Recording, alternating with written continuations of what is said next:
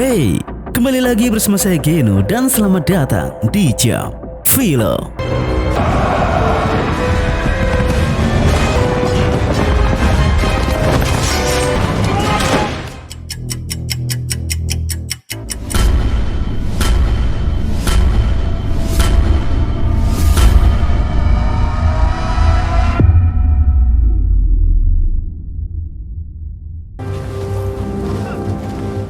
Kisah ini berlatar di Jazirah Arab pada era 1930-an ketika penemuan minyak untuk yang pertama kalinya mengubah negeri gurun pasir itu menjadi wilayah yang diperebutkan oleh banyak pihak. Yellow Belt, sebuah hamparan gurun pasir tak bertuan, tempat yang selalu diperebutkan secara turun-temurun oleh dua suku terbesar selama ratusan tahun di negeri Arab. Tempat itu selalu menjadi medan perang yang teramat mengerikan, yang dimana kita diperlihatkan dengan begitu banyaknya mayat berserakan seluas mata memandang.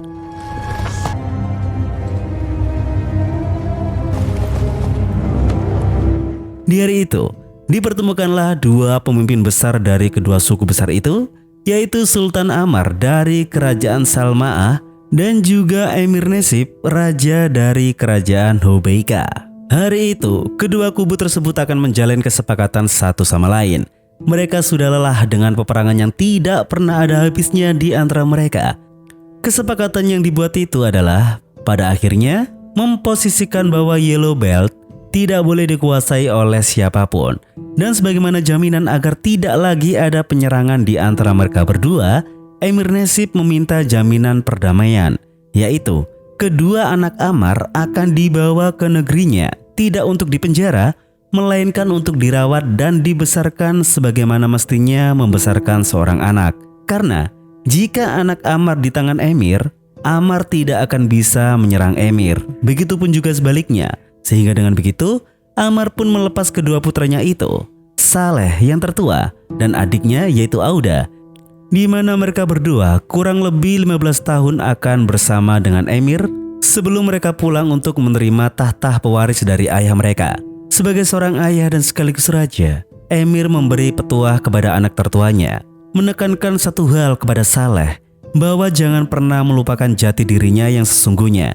Dia adalah putranya, dan dia jika waktunya sudah tiba, dia akan kembali dan akan mewarisi tahta kerajaan dan membela kehormatan kerajaan mereka. Dan untuk Auda, Ammar memerintahkan si kecil itu untuk tetap tegar dan tidak menangis.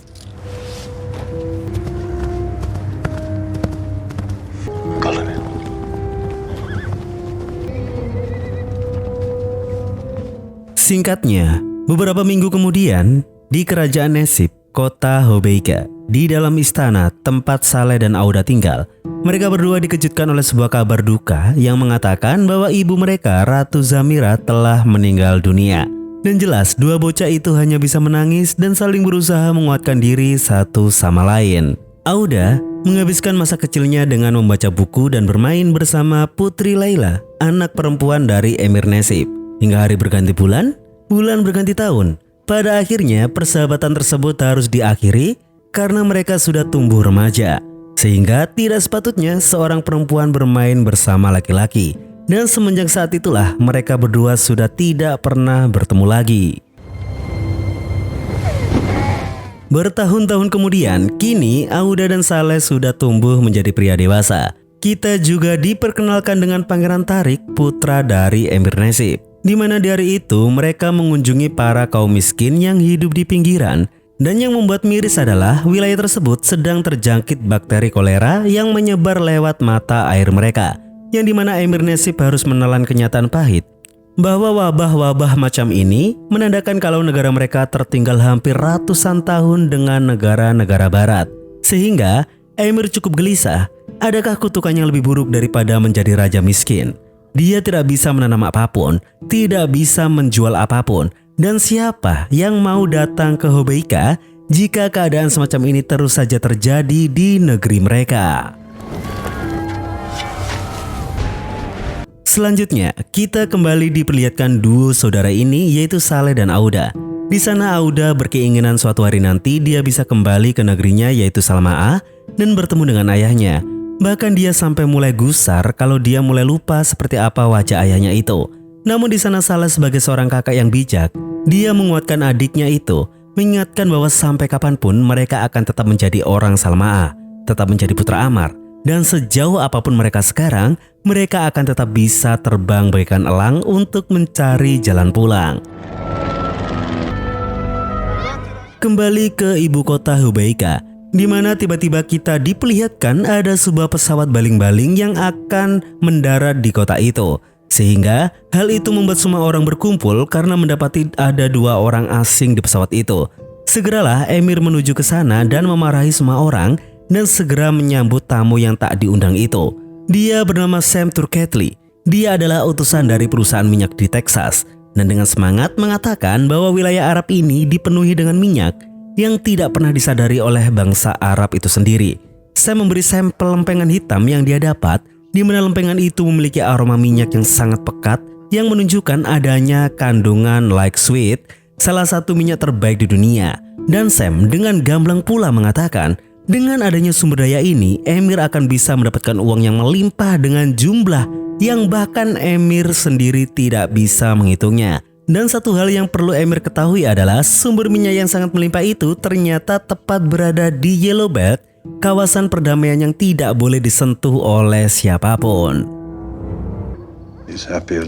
Selanjutnya, kita dibawa ke istana kerajaan Salmaah, tempat di mana Sultan Ammar berada. Di mana di malam itu dia sedang menuliskan surat-surat yang rutin ia kirimkan kepada kedua anaknya yang berada di Hubaika itu. Yang artinya ikatan mereka terus terjalin selama bertahun-tahun meski hanya melalui secari kertas dan goresan tinta. Untuk Auda, dia benar-benar kutu buku sejati. Dan bahkan tanpa dia sadari selama ini, Putri Layla selalu memperhatikannya dan selalu ingin melihat Auda di setiap kesempatan.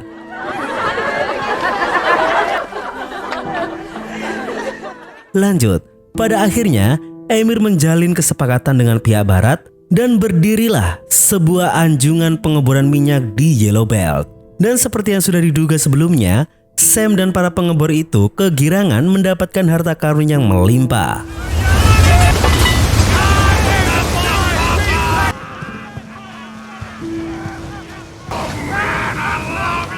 Sehingga dengan begitu, langsung saja Emir mengirimkan delegasinya untuk menuju ke Salmaah untuk berunding kepada Ammar atas akses Yellow Blade. Melihat hal tersebut, Saleh menaruhkan diri untuk ikut dalam rombongan. Kesempatan dia untuk bisa bertemu dengan ayahnya setelah sekian lama.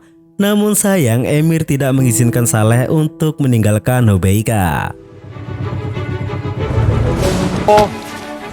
Untuk selanjutnya, pengeboran minyak terus dilakukan dari waktu ke waktu. Hubaika kini perlahan-lahan menjelma menjadi kota metropolitan, di mana banyak sekali pembangunan-pembangunan yang Emir lakukan, dari sekolah, bandara, dan lain sebagainya.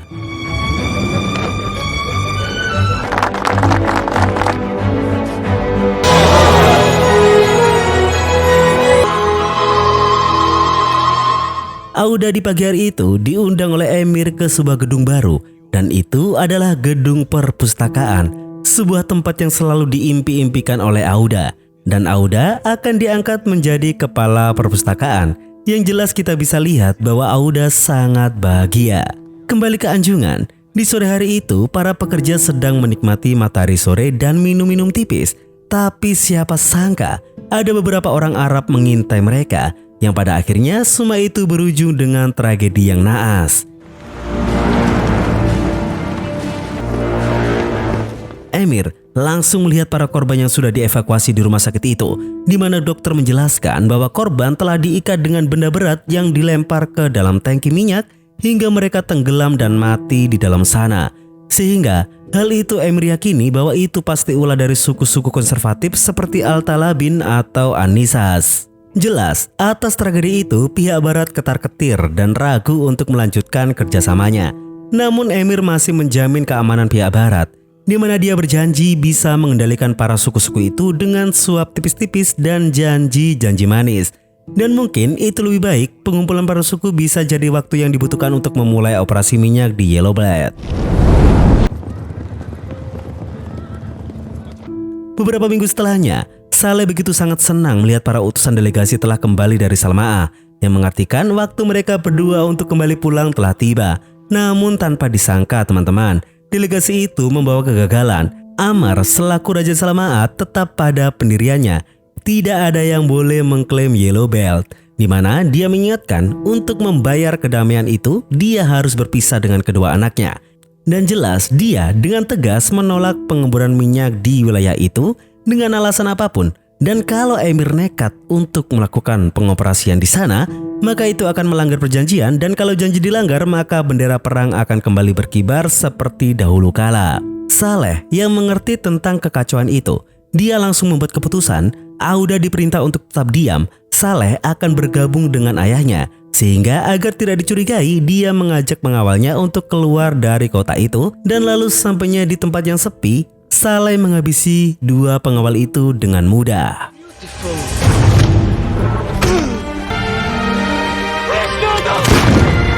Tidak butuh waktu lama, dua korban pembunuhan Saleh tersebut ditemukan dan dibawa ke istana. Jelas langsung terjadi kegaduhan, dan Saleh kini secara syarat sudah sangat memenuhi untuk menjadi buronan negara. Dan tepat di hari itu juga, perjamuan suku-suku digelar oleh Emir, di mana para kepala suku-suku dari selatan itu dikumpulkan untuk penawaran kerjasama dan persatuan yang absolut. Selain itu, Emir juga melakukan langkah yang cepat untuk membuat keputusan besar. Dari kacau balaunya perjanjian yang sudah terjalin dengan Salmaa dan tragedi pembunuhan yang dilakukan oleh Saleh, Emir justru malah akan mengadopsi Auda dan akan diangkat menjadi menantu untuk menikah dengan Putri Laila. Di sana, Auda sangat ragu untuk menuruti hal tersebut. Dia menyadari bahwa ini semacam penyanderaan terang-terangan. Namun apa daya, dia tidak bisa melawan dari intimidasi Emir dan seluruh orang yang ada di sana. Setelah perkumpulan sekaligus pernikahan selesai, para kepala suku selatan itu pun juga hendak pulang. Dan sebelum itu, kita diperlihatkan mereka semua mendapatkan gelang jam emas dari Emir sebagai cindramata atau bisa diartikan sebuah hadiah suap yang terselubung. Sedangkan Saleh, dia masih berjibaku dan berjuang untuk kabur dari kejaran para pasukan kerajaan Hobeika. Di malam itu, layaknya sebuah pengantin baru, ketika Auda sholat, Laila pun masuk ke dalam kamar. Dan jelas di sana Auda antara senang atau tidak percaya. Sahabat masa kecilnya dulu yang sudah belasan tahun tidak pernah bertemu, kini Putri Laila ada di depan matanya. Tidak kembali hadir menjadi sahabat masa kecil, namun kini menjadi istrinya. Dalam benak Laila, tidak sia-sia dia selama ini memperhatikan Auda dalam diam. Atas takdir dari Tuhan, entah bagaimanapun jalannya, dia bisa kembali bersama dengan Auda dan kini menjadi istrinya. Auda di sana selain senang, dia tidak bisa menyembunyikan kekhawatirannya.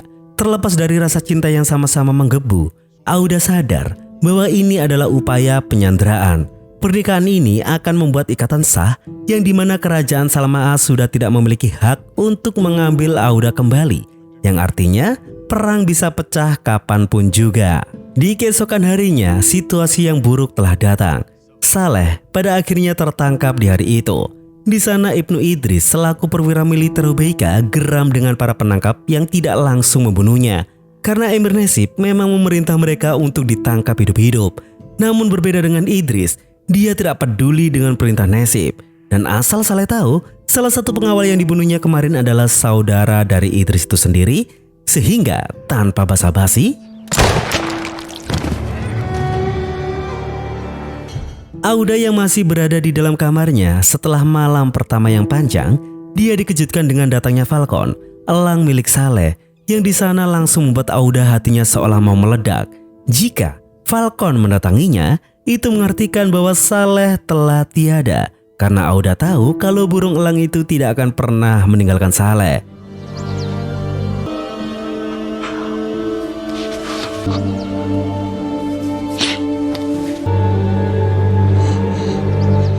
Dengan begitu, segeralah Laila menemui ayahnya untuk mencari kebenaran akan hal tersebut. Dan memang begitulah kenyataannya. Sehingga di sana, terlepas dari kesedihan Laila atas kematian kakak iparnya tersebut, dia pun meminta satu permintaan kepada ayahnya untuk dikabulkan. Dan permintaan itu adalah sebuah undangan. Hari itu, Auda akan diberangkatkan untuk menuju ke Salmaa untuk menemui ayahnya dan mengundangnya dalam pesta pernikahannya. Selain itu, maksud dari undangan itu juga adalah sebuah ajakan perdamaian yang ingin Emir sampaikan, sekaligus menanggapi tragedi atas wafatnya Saleh. Dengan harapan Emir ingin Ammar memahami situasi tersebut, Auda juga ditekankan bahwa kini dia ke sana itu membawa bendera Hobeika karena dia sekarang sudah menjadi menantunya, istri dari Putri Laila. Lagi pula, jika Ammar tetap menginginkan perang, Emir pun tidak keberatan dan mengingatkan kembali bahwa suku-suku besar dari selatan sudah berada di pihaknya. Berangkatlah Auda di hari itu untuk melakukan perjalanan yang panjang.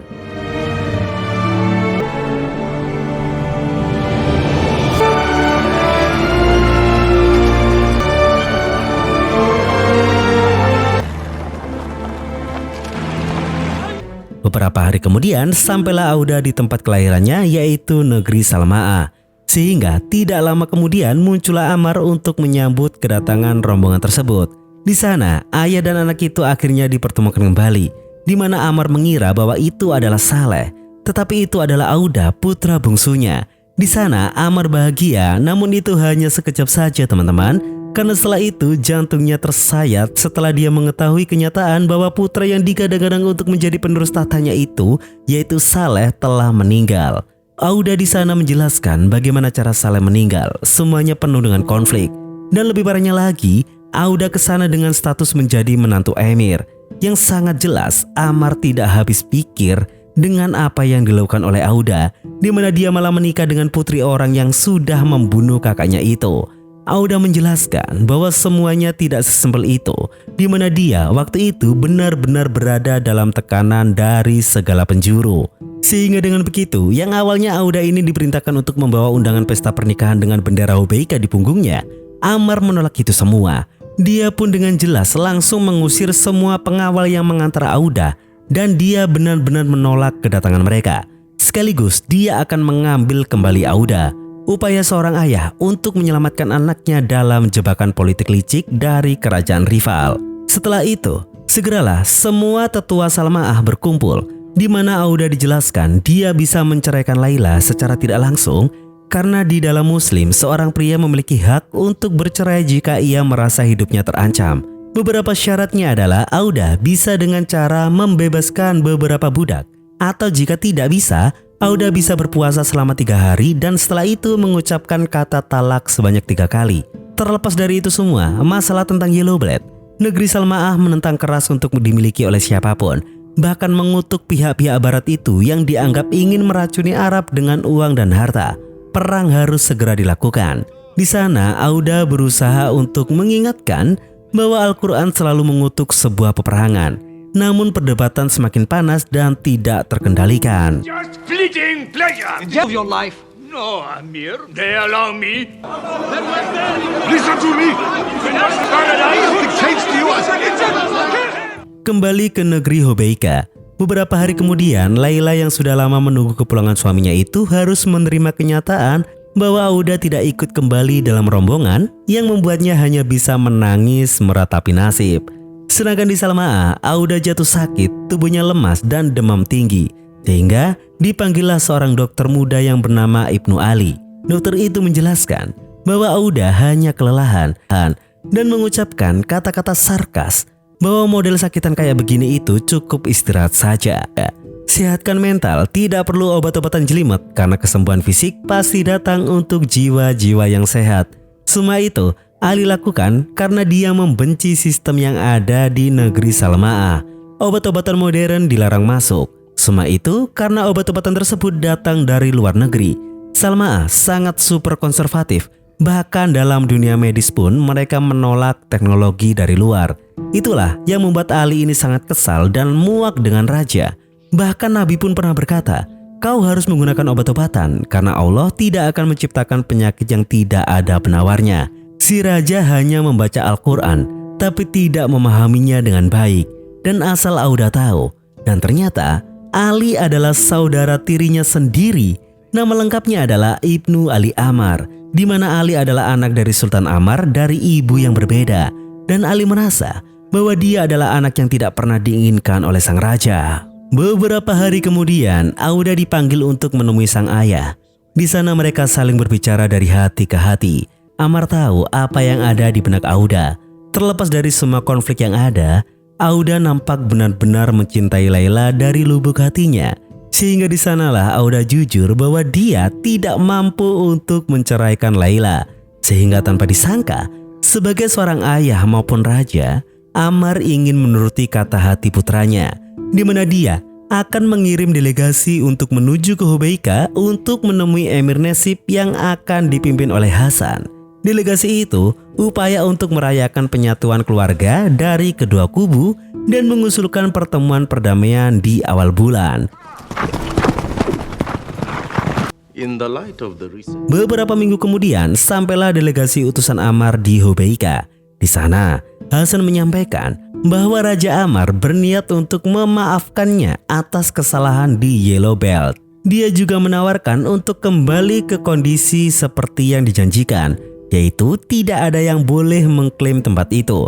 Dan satu lagi, ketika orang-orang barat itu mengemas barang-barangnya dari Yellow Belt, dia akan dengan senang hati datang ke Hubaika untuk menghadiri pesta pernikahan antara Auda dan Laila.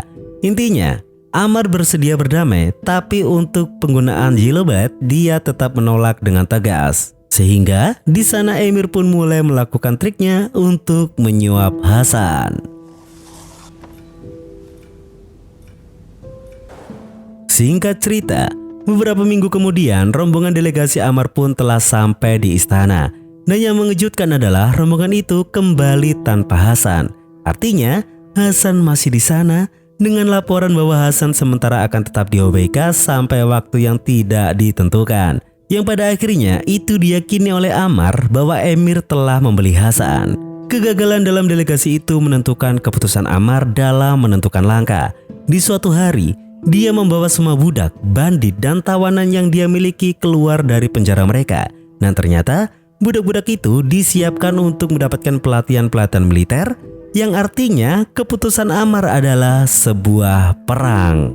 Ammar di sana memerintah Auda untuk menjadi jenderal dan memimpin pasukan khusus untuk melewati jalur utara, jalur mematikan yang biasa disebut sebagai rumah Allah, untuk mencapai Yellow Belt dan mengalihkan pasukan Nasib di sana dan berpura-pura bahwa dia masih membawa bendera Hubaika dan berniat untuk kembali. Sedangkan Ammar sendiri akan melewati jalur lainnya untuk mengepung langsung ke jantung pertahanan Nasib, yaitu kota Hubaika. Mendengar rencana itu, jelas Auda tidak setuju. Jangankan jadi jenderal, memegang pedang saja dia tidak pernah. Namun Ammar percaya, sebagaimanapun Auda tumbuh dan menjadi pribadi yang selembut itu, darah kesatria tetap mengalir di dalam tubuhnya.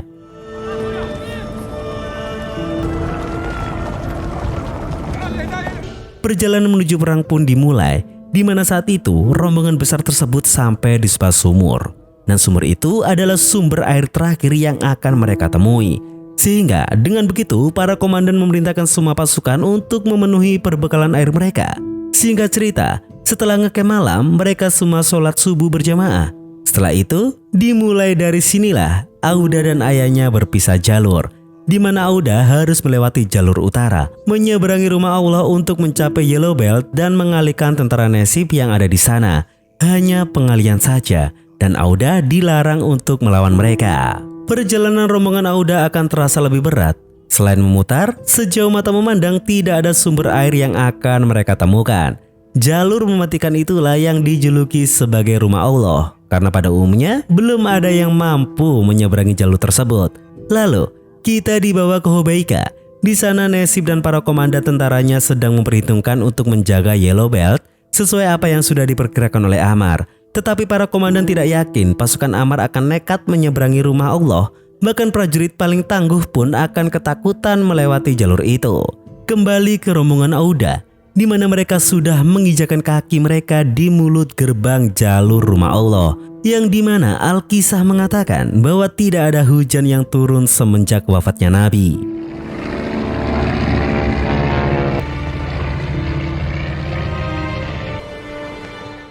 Berhari-hari mereka menyusuri jalur tersebut. Satu persatu rombongan tumbang karena dehidrasi parah. Bahkan di sana para tentara budak beringas untuk merebut air yang tumpah dari para unta-unta itu, yang membuat para komandan harus mengokang senjata guna menertibkan mereka. Dan di tengah keributan tersebut, mereka semua dikejutkan dengan kavaleri dari tentara Nasib yang terlihat dari kejauhan. Di sana mereka belum menyadarinya Bahkan Auda berniat untuk maju dan berbicara. Namun siapa sangka teman-teman, bahwa para pasukan kavaleri tersebut tanpa pandang bulu, mereka langsung melakukan penyerangan yang brutal.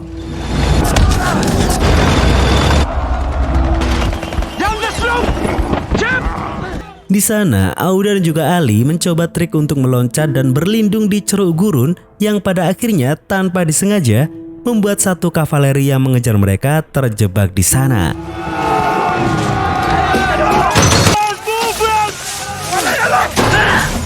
Sedangkan di jalur datar, penyerangan brutal masih terjadi.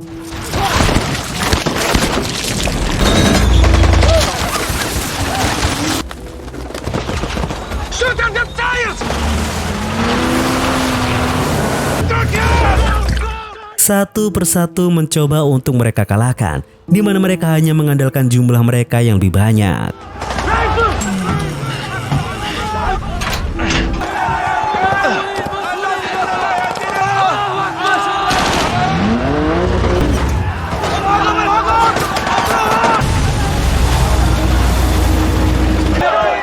Dalam kemenangan tersebut, tanpa disangka, para budak-budak yang sebelumnya berada dalam kuasa Salmaah, tiba-tiba mereka memberontak. Ketika hari sudah sore, kamp pasukan Hobeika dikejutkan dengan satu kelompok yang mendekati mereka. Dan ternyata kelompok tersebut adalah para budak yang ingin menjual Auda ke pihak Hobeika dengan imbalan sederhana, yaitu beberapa kantong air saja. Namun ketika kelompok itu sudah sangat dekat dengan tentara Hobeika, ya, itu nyatanya hanyalah trik mereka saja. Rencana mereka sesungguhnya adalah ingin meledakkan kavaleri-kavaleri itu.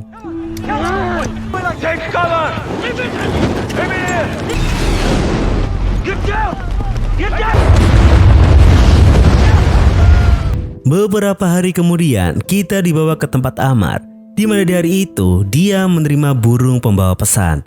Namun, burung itu tidak membawa apapun. Justru burung itu datang dengan keadaan terluka. Sehingga Ammar meyakini bahwa Auda dan pasukannya tidak berhasil dalam melewati jalur mematikan, yaitu rumah Tuhan, dan meyakini Auda sudah meninggal.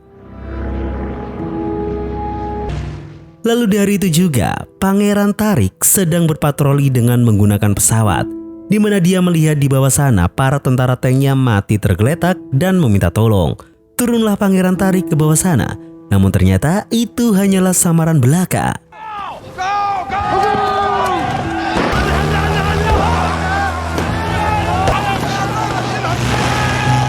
Di sana, pasukan Salmaah tidak akan membiarkan mereka lolos apapun resikonya.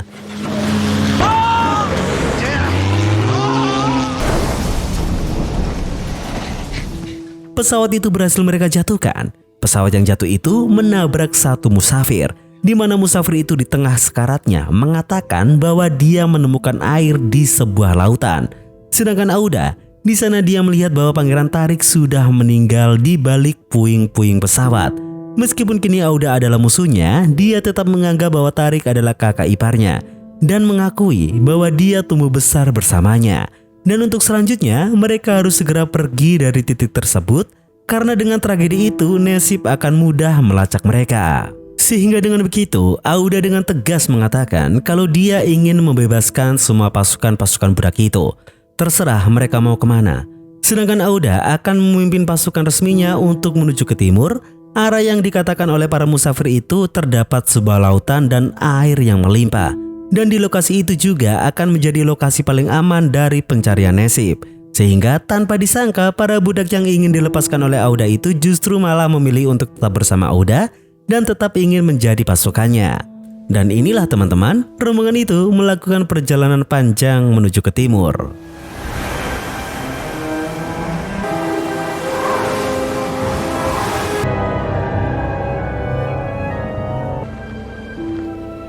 Perjalanan yang sangat begitu berat. Berhari-hari mereka sudah menyusuri jalan. Entah benar atau tidak yang dikatakan oleh para musafir itu. Mana mungkin ada laut di tengah gurun.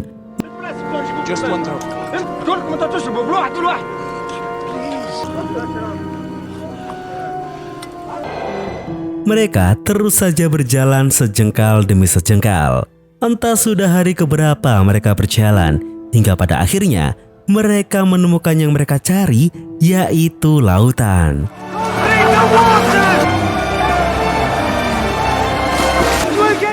Mereka semua beringas untuk menuju ke lautan itu.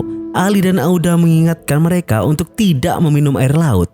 Cukup basahi tubuh saja. Jika mereka nekat meminum air laut di keadaan dehidrasi separah itu, mereka bisa mati karena menelan kandungan garam yang ekstrim. Selanjutnya, mereka menggali pasir di sekitaran pantai, berharap menemukan sumber air jernih di sana. Namun, mereka tidak menemukan apapun. Yang ada hanya air asin yang melimpah dan tidak bisa mereka konsumsi. Dan sangat sungguh miris teman-teman, di tengah air yang melimpah mereka tetap tidak bisa berbuat apa-apa.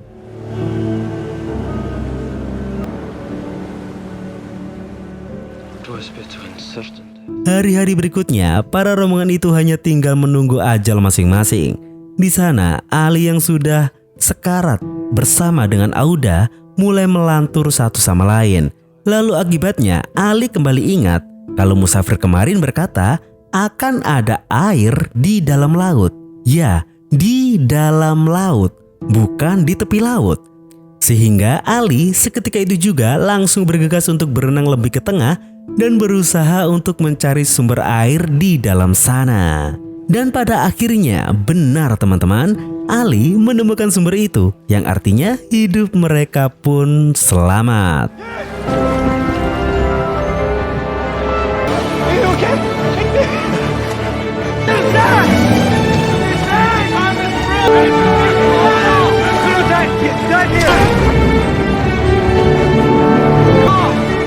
Setelah memenuhi semua kantong air perbekalan, mereka pun kembali melakukan perjalanan mereka.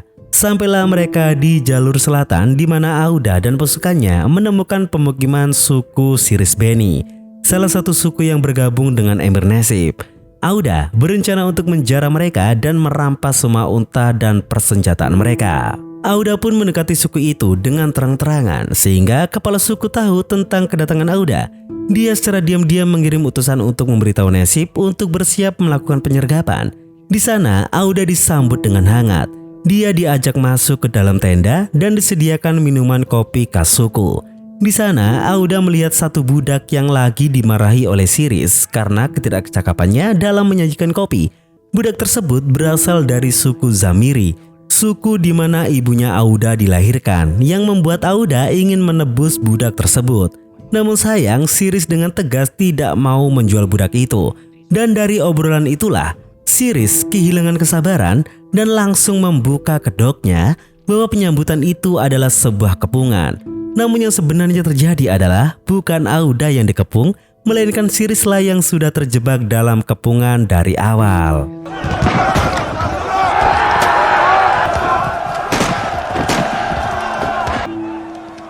Cut my head off.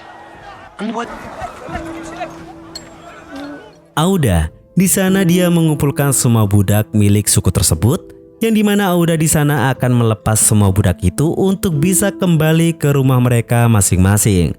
Lalu budak dari Zamiri itu menawari Auda dan pasukannya untuk berkunjung ke suku mereka, dan mungkin Auda nantinya bisa mendapatkan bantuan pasukan dari suku Zamiri. Lantas bagaimana nasib kepala suku Siris? Mereka berakhir diikat di rumah sendiri dan menyaksikan semua harta mereka dibawa oleh Auda dan pasukannya. Tidak lama kemudian sampailah mereka di gerbang wilayah suku Zamiri. Lalu tiba-tiba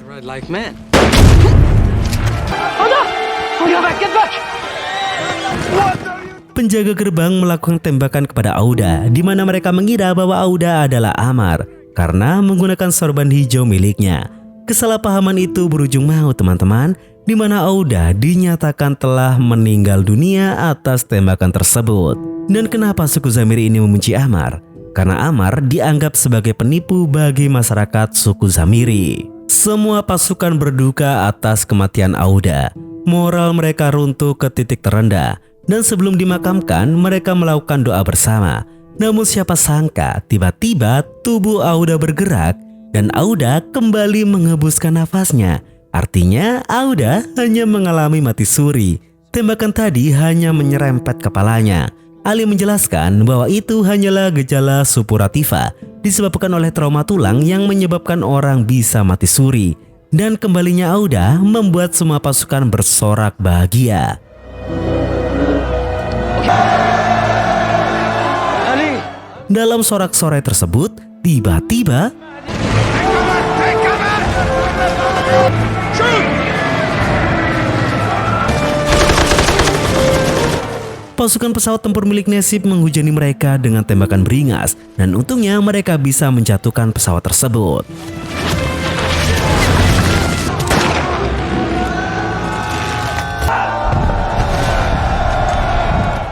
Meskipun mereka menang, tidak bisa dipungkiri bahwa Ali terkena tembakan dari pesawat itu, sehingga di sanalah Ali mengembuskan nafas terakhirnya.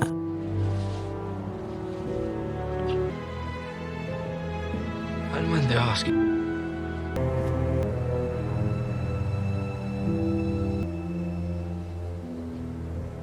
Keesokan harinya, kita dibawa ke Hobeika, yang dimana kita diperlihatkan sebuah kepanikan yang sangat luar biasa. Pasukan besar Ammar mengepung kota itu dari segala penjuru. Segeralah Nassib keluar dari istananya dan melakukan perundingan dengan Ammar. Di sana Nassib yang sudah terkepung sadar betul dengan keadaan daya tempurnya, sehingga dia menyerah kepada Ammar, di mana Ammar bebas mengambil semua apa yang dia inginkan, asal jangan menyerbu kota Hobeika. Ammar di sana ingin Nassib untuk menghormati kesepakatan 15 tahun yang lalu. Segeralah setelah itu Ammar menghentikan semua aktivitas anjungan minyak itu dan mengusir semua pihak-pihak barat yang ada di sana. Lalu tidak lama kemudian Ammar terkejut, Auda muncul dari balik gurun. Putra yang dikiranya sudah wafat itu berada tepat di depan matanya. Dan lebih mengejutkannya lagi adalah Auda bukan hanya muncul dengan rombongan, melainkan dia muncul dengan semua suku yang ada di tanah Arab. Semua itu atas balas budi mereka kepada Auda yang menyelamatkan orang-orang mereka yang ditangkap dan dijadikan budak oleh suku Siris Beni. Nassib yang melihat itu dari kejauhan begitu sangat terkejut dengan apa yang dia lihat, seolah tak percaya bahwa Auda, seorang kutu buku, kini menjelma menjadi jenderal besar di tanah Arab. Di sana, Ammar bertanya apa tujuan Auda membawa semua suku itu ke sini. Ternyata, dengan tegas, Auda mengatakan bahwa dia memutuskan untuk mau mengambil alih Yellow Belt. Hal itu bertentangan dengan pemikiran Ammar yang ingin mengembalikan Yellow Belt sebagai tanah tak bertuan. Hal itu sebagai upayanya juga untuk menjaga lisan dan perjanjiannya kepada Nassib. Intinya, Ammar tidak ingin Arab terkontaminasi oleh tangan-tangan barat dan masih menerapkan pemikiran yang sangat konservatif. Tapi siapa sangka bahwa malah terjadi perdebatan antara Auda dan ayahnya, di mana Auda ingin Yellow Belt ini dikelola bersama oleh semua bangsa Arab dan tidak menutup kerjasama dengan pihak barat, sehingga bisa tercipta sebuah perdagangan internasional. Dan di tengah perdebatan mereka, di kejauhan kepala suku Siris berada di balik bukit dan siap untuk melakukan misi balas dendamnya kepada kerajaan Ammar, sehingga dia pun melesatkan tembakan dan tembakan itu mengenai Ammar dengan telak.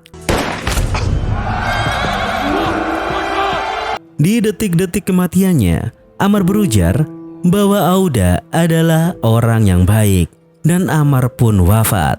Sehingga atas tragedi yang mengejutkan itu, pihak Auda mengira bahwa serangan itu dilakukan oleh pihak Nassib. Sehingga tanpa pikir panjang, pasukan besar tersebut pun langsung menyerbu pihak Hobeika dan perang besar pun terjadi.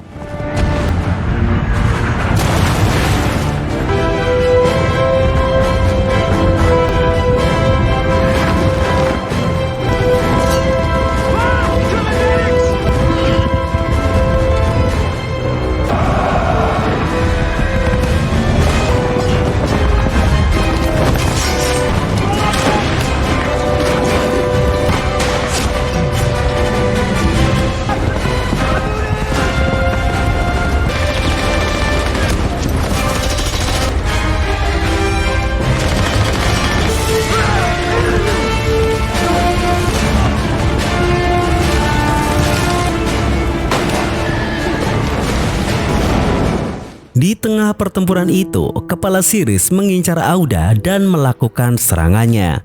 Ketika Auda ini terpojok dan hampir ditebas oleh kepala Siris, tiba-tiba Auda diselamatkan oleh wanita Zamiri dari malapetaka.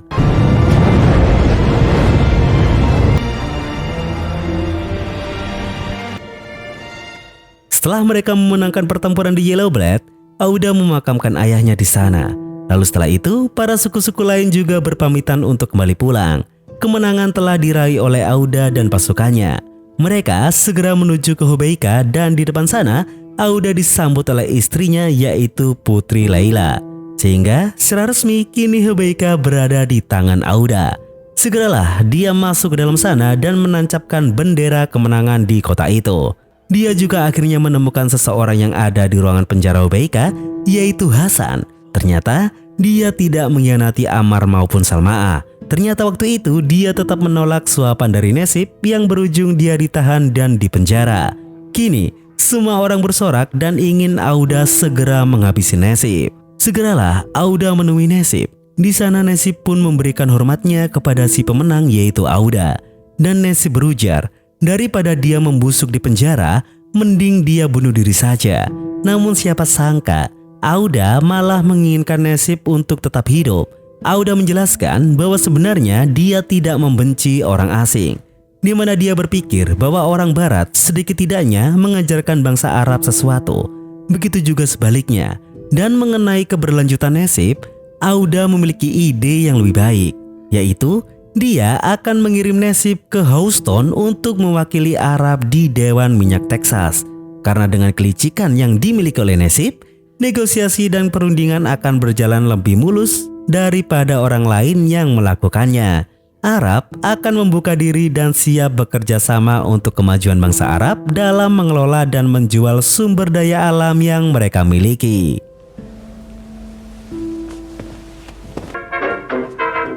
Dan pada akhirnya, beginilah Arab yang kita kenal sekarang.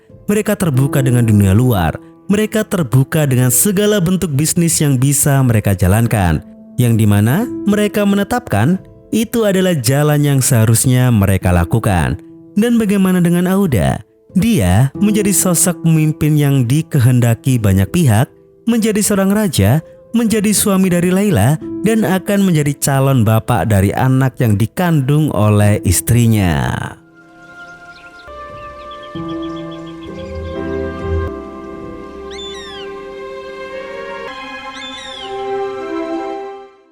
Baiklah teman-teman, beginilah kisah ini berakhir. Di balik hamparan gurun yang selama bertahun-tahun dianggap tak bernilai, tersimpan minyak yang akhirnya mengubah arah sejarah. Kekayaan yang seharusnya membawa kemakmuran justru memicu konflik, memecah hubungan keluarga, hingga menelan banyak nyawa. Namun dari semua itu, Auda membuktikan bahwa seorang pemimpin sejati bukanlah mereka yang hanya mampu memenangkan perang, melainkan mereka yang sanggup menentukan masa depan rakyatnya setelah perang usai. Meski merupakan kisah fiksi, film ini terinspirasi dari perubahan besar yang pernah terjadi di Jazirah Arab pada era di 1930-an, ketika penemuan minyak mengubah kawasan gurun menjadi pusat perhatian dunia. Dan sejak saat itu, kekayaan alam bukan hanya menjadi berkah, tetapi juga ujian bagi setiap penguasa yang ingin mempertahankan kedaulatan negerinya. Lalu bagaimana menurut kalian teman-teman? Jika berada di posisi Auda, apakah kalian akan memilih untuk membuka pintu bagi kemajuan meski harus menerima campur tangan asing? Atau malah mempertahankan tradisi dengan mengorbankan peluang untuk membawa kemakmuran? Tulis pendapat kalian di komentar, oke? Cukup sekian dari saya, Geno, mewakili Jam Film pamit undur diri, dan sampai jumpa di video selanjutnya.